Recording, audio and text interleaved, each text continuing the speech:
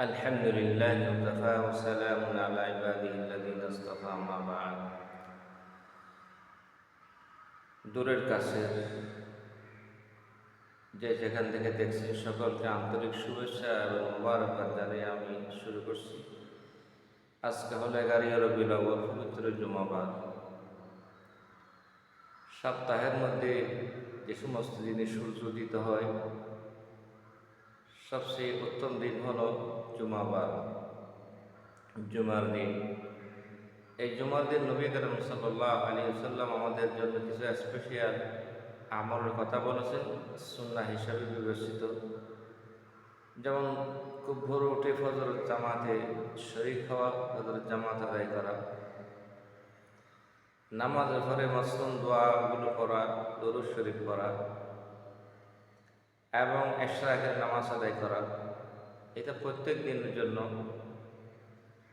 এক হজ এবং উমরার সওয়াব পাওয়া যায় ইশরাকের নামাজ আদায় করলে।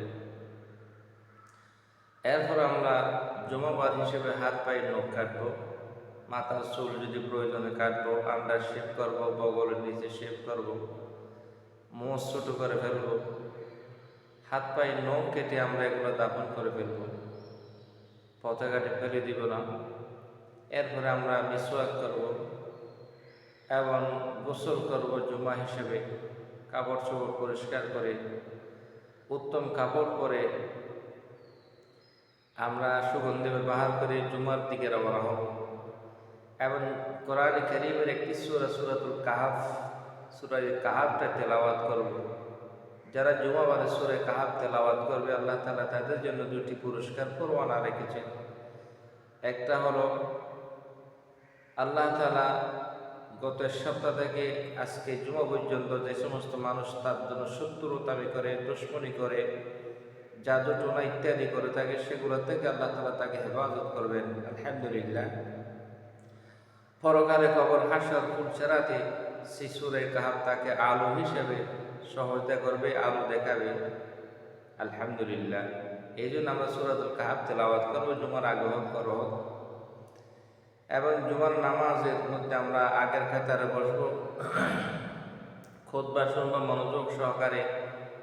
2 খুতবার মাঝখানে দোয়া করবো, ফরজ নামাজের পরে দোয়া করবো, সেগুলো দোয়া কবুল হওয়ার সময়। এবং বিশেষ করে আসরের সালাতের পর আমরা একটি দরুদ শরীফ পাঠ করবো, আল্লাহুম্মা সাল্লি আলা সাইয়্যিদিনা মুহাম্মাদিন নবীল উম্মি ওয়া আলিহি ওয়া সাল্লিম তাসলিমা। আল্লাহুম্মা সাল্লি আলা সাইয়্যিদিনা মুহাম্মাদিন নবীল উম্মি ওয়া আলা আলিহি ওয়া সাল্লিম তাসলিমা। এই দরুদ শরীফটা 80 বার পড়ব। 80 বার পড়লে 80 বছরের গুনাহ মাফ এবং 80 বছরের ইবাদতের সওয়াব আমলনামায় লেখা হবে। জুমাবারে সূর্য অস্ত যাওয়ার আগ মুহূর্তে দোয়া কবুল হয়। সেই সময়ের মধ্যে আমরা দোয়া করার জন্য ব্যস্ত হব ইনশাআল্লাহ। আল্লাহ তাআলার কাছে আমরা ফরিয়াদ করি জুমাবারে যেন আল্লাহর রহমত আমাদের উপর নাযিল হয় এবং জুমাবারে সবচেয়ে বেশি রাসূলুল্লাহ সাল্লাল্লাহু আলাইহি ওয়াসাল্লামের দরুদ এবং সালাম পাঠ করবেন। আল্লাহ তাআলা রাসূল পাকের প্রতি দরুদ শরীফ পড়ার তৌফিক দান করুক, আমিন।